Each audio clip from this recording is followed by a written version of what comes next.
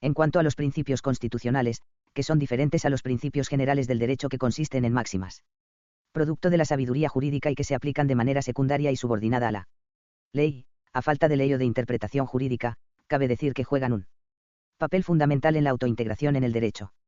Ante la existencia de lagunas jurídicas, por falta de regla expresa, el principio constitucional se hace presente y a través de él se soluciona la aparente laguna. En las teorías tradicionales del derecho, cuando no se asumía la existencia de principios constitucionales, las lagunas tenían que resolverse acudiendo a la interpretación analógica o a los principios generales del derecho. Con la admisión de los principios constitucionales, por su carácter normativo y jerárquico, muchas de las lagunas dejan de serlo, pues existen normas jurídicas. Los principios constitucionales, que por su sentido maximizador, irradiador y orientador del ordenamiento pueden ser aplicables a los casos concretos. Los principios constitucionales dan consistencia y coherencia a todo el ordenamiento jurídico, constituyen los puntos centrales de referencia para el sistema jurídico. La idea de coherencia puede ser satisfecha en mayor medida por los principios constitucionales que por los principios generales del derecho.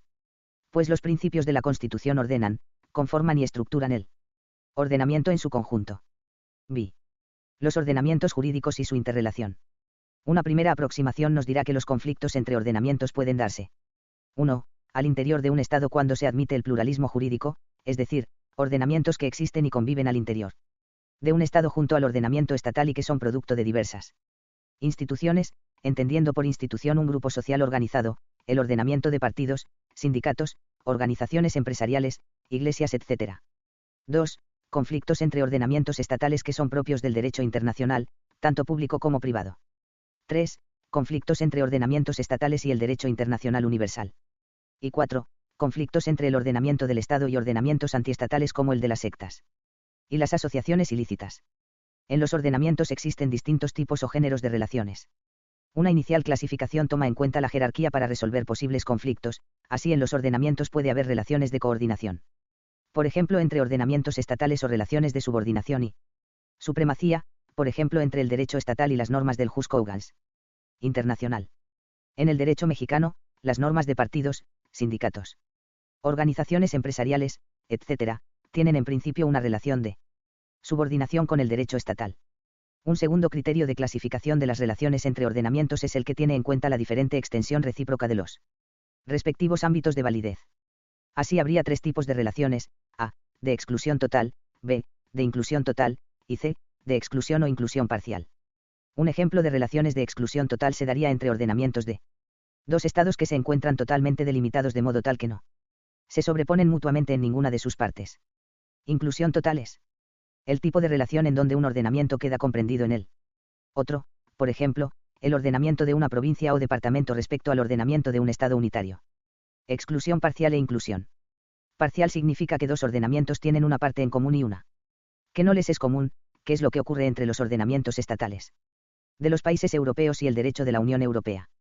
Existe un tercer criterio que toma en cuenta el valor que un determinado ordenamiento atribuye a las reglas de otros ordenamientos con los que está en contacto. Así las relaciones pueden ser de indiferencia, rechazo o absorción. En el caso de los partidos políticos y sindicatos, durante la Revolución Francesa, la actitud del ordenamiento estatal europeo fue de rechazo a esos ordenamientos, durante una buena parte del siglo XIX fue de indiferencia, y claramente después de la Segunda Guerra Mundial, los ordenamientos de los partidos y de sindicatos fueron absorbidos y subordinados por el ordenamiento estatal. En la absorción puede existir el reenvío y recepción. Se entiende por reenvío aquel procedimiento por el cual un ordenamiento renuncia a regular una materia determinada y acoge la reglamentación establecida por fuentes normativas pertenecientes a otros ordenamientos.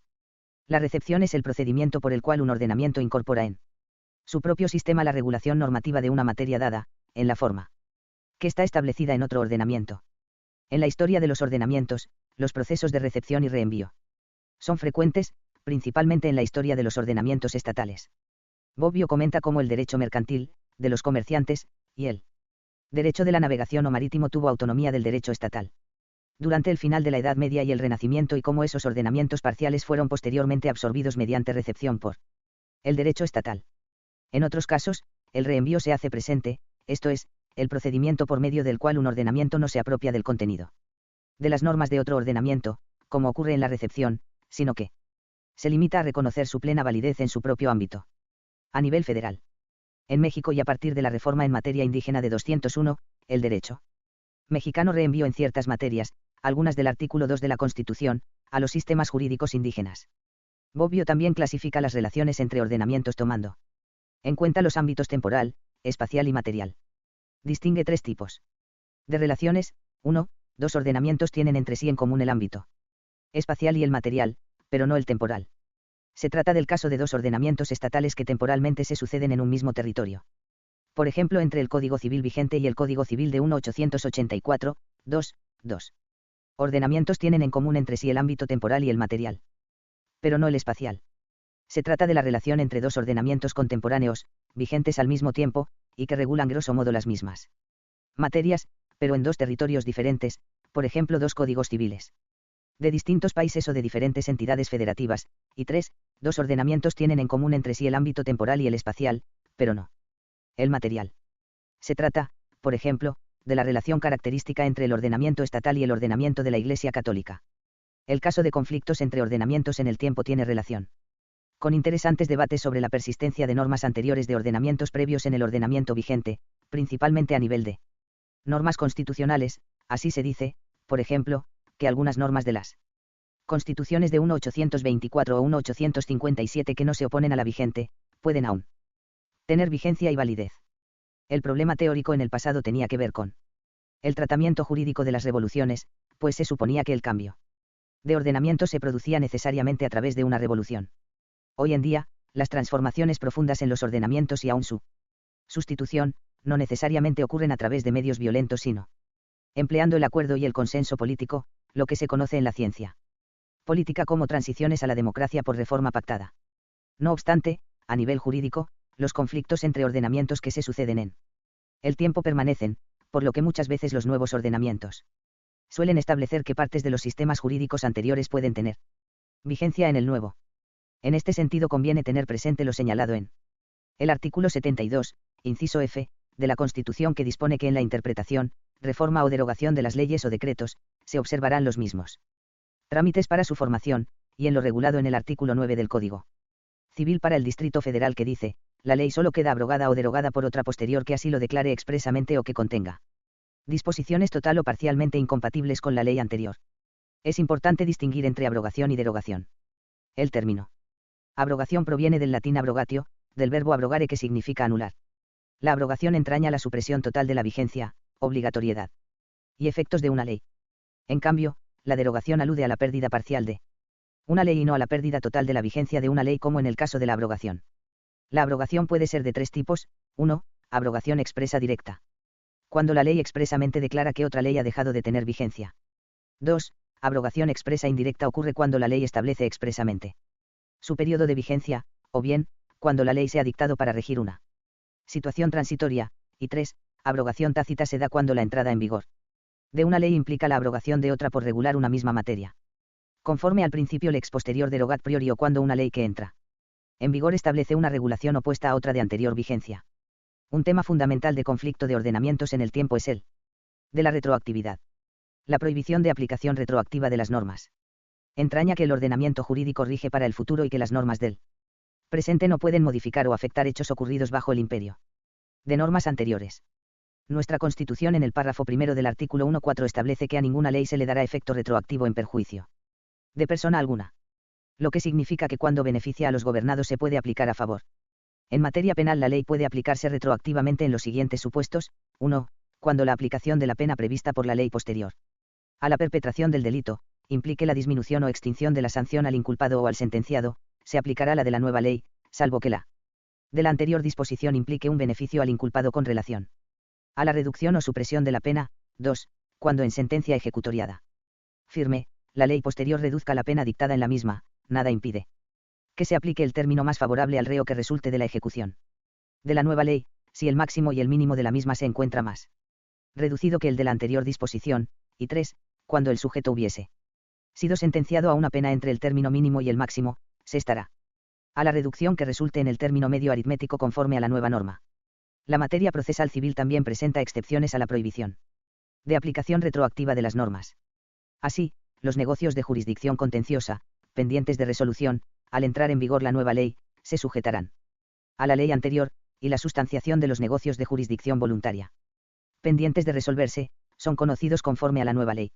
Otras excepciones en materia de prohibición de aplicación retroactiva de las normas son las siguientes: 1. Las leyes interpretativas, que son las que se promulgan para precisar el sentido y alcance de una ley anterior. 2. Las leyes sobre la capacidad de las personas. 3. Las reformas a la Constitución. 4. En materia agraria pueden aplicarse retroactivamente las leyes cuando se trate de situaciones creadas con anterioridad en las que peligren los intereses económicos y nacionales.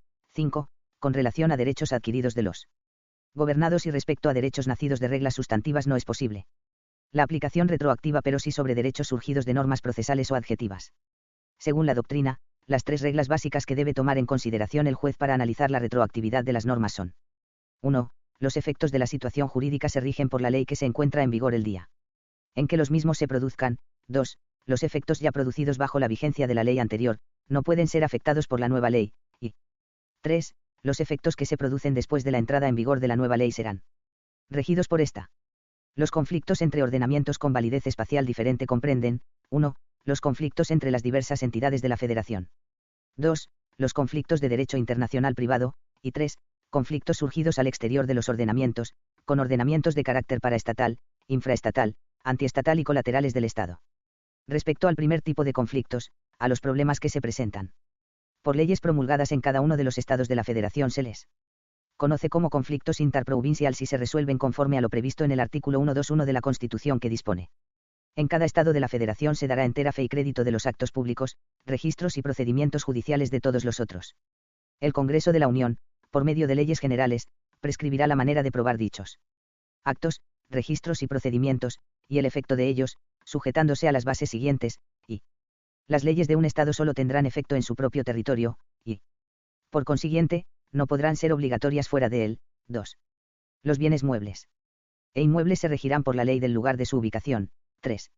Las sentencias pronunciadas por los tribunales de un estado sobre derechos reales o bienes inmuebles ubicados en otro estado, solo tendrán fuerza ejecutoria en este, cuando así lo dispongan sus propias leyes.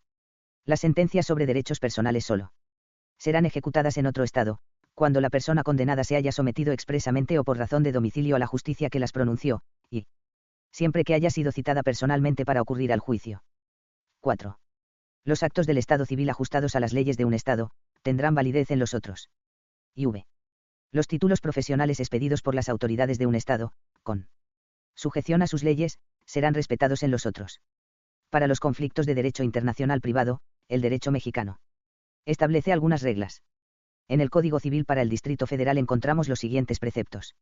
El artículo 1.2 dispone: las leyes mexicanas, incluyendo las que se refieran al Estado y la capacidad de las personas, se aplican a todos los habitantes de la República, ya sean nacionales o extranjeros, estén domiciliados en ella o sean transeúntes. El artículo 1.3 indica: los efectos jurídicos de actos y contratos celebrados en el extranjero que deban ser ejecutados en el territorio de la República, se regirán por las disposiciones de este Código.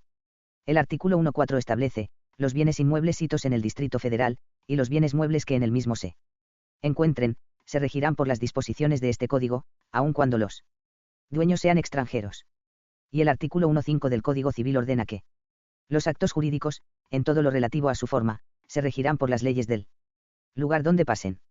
Sin embargo, los mexicanos o extranjeros residentes fuera del Distrito Federal quedan en libertad para sujetarse a las formas prescritas por este Código cuando el acto haya de tener ejecución en la mencionada demarcación. Para muchos autores, las normas de derecho internacional privado dan lugar a un reenvío, pero más importante aún, es que las normas de derecho internacional privado son esencialmente normas para la producción jurídica. Esto es, no se regula una materia dada sino a la fuente que la regula. En los conflictos en materia de derecho internacional privado, el artículo 1.2 del Código Civil Federal establece que las leyes mexicanas rigen a todas las personas que se encuentren en la República, así como los actos y hechos ocurridos en su territorio o jurisdicción y aquellos que se sometan a dichas leyes, salvo cuando éstas prevean la aplicación de un derecho extranjero y salvo, además, lo previsto en los tratados y convenciones de que México sea parte. Lo anterior significa, salvo las excepciones de la norma citada y las previstas en los artículos 1.3, 1.4 y 1.5 del mencionado Código, que nuestro derecho consagra un principio de territorialidad del ordenamiento mexicano. El Código Civil Federal indica en sus artículos 1.3, 1.4 y 1.5 lo siguiente. Artículo 1.3. La determinación del derecho aplicable se hará conforme a las siguientes reglas, y Las situaciones jurídicas válidamente creadas. En las entidades de la República o en un Estado extranjero conforme a su derecho, deberán ser reconocidas. 2. El Estado y la capacidad de las personas físicas se rige por el derecho del lugar de su domicilio. 3. La Constitución, régimen y extinción de los derechos reales sobre inmuebles, así como los contratos de arrendamiento y de uso temporal de tales bienes, y los bienes muebles, se regirán por el derecho del lugar de su ubicación aunque sus titulares sean extranjeros. 4. La forma de los actos jurídicos se regirá por el derecho del lugar en que se celebren. Sin embargo, podrán sujetarse a las formas prescritas en este código. Cuando el acto haya de tener efectos en el Distrito Federal o en la República tratándose de materia federal, v. Salvo lo previsto en las fracciones anteriores, los efectos jurídicos de los actos y contratos se regirán por el derecho del lugar en donde deban ejecutarse, a menos de que las partes hubieran designado válidamente la aplicabilidad de otro derecho. Artículo 1.4. En la aplicación del derecho extranjero se observará lo siguiente, y se aplicaría como lo haría el juez extranjero correspondiente. Para lo cual el juez podrá allegarse la información necesaria acerca del texto, vigencia, sentido y alcance legal de dicho derecho. 2. Se aplicará el derecho sustantivo extranjero, salvo cuando dadas las especiales circunstancias del caso, deban tomarse en cuenta, con carácter excepcional, las normas conflictuales de ese derecho, que hagan aplicables las normas sustantivas mexicanas o de un tercer estado. 3. No será impedimento para la aplicación del derecho extranjero, que el derecho mexicano no prevea instituciones o procedimientos esenciales a la institución extranjera aplicable, si existen instituciones o procedimientos análogos. 4. Las cuestiones previas, preliminares o incidentales que puedan surgir con motivo de una cuestión principal no deberán resolverse necesariamente de acuerdo con el derecho que regule esta última. V.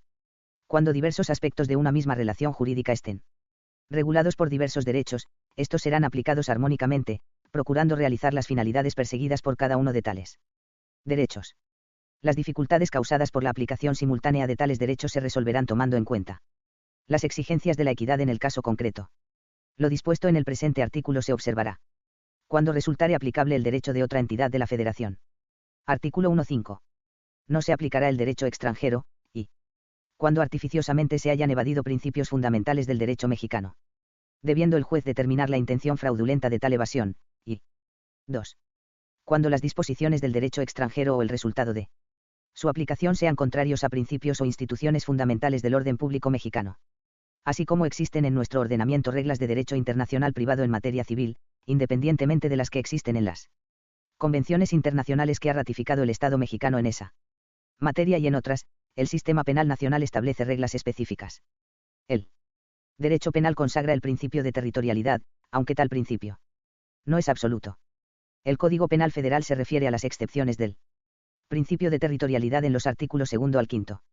De acuerdo con el artículo 2 del Código, las disposiciones de este no solo son aplicables a los delitos cometidos en la República, también se aplican para sancionar los delitos que se inicien, preparen o cometan en el extranjero, cuando produzcan o se pretenda que tengan efectos en el territorio del país, o los que se cometan en los consulados mexicanos o en contra de su personal, cuando no hubieran sido juzgados en el país en que se ejecutaron.